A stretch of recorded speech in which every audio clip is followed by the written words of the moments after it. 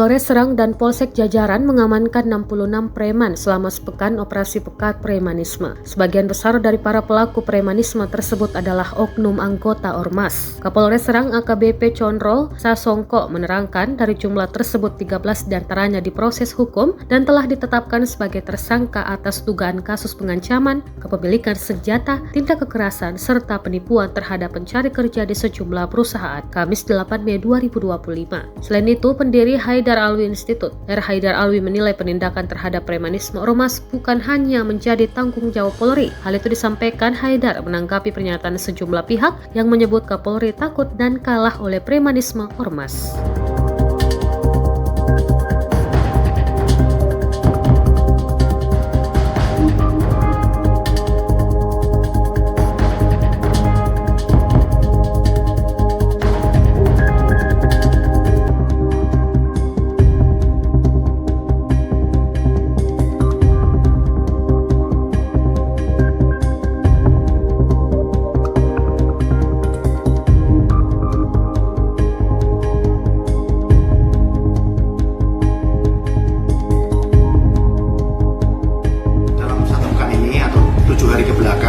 Polres Serang melaksanakan kegiatan operasi premanisme.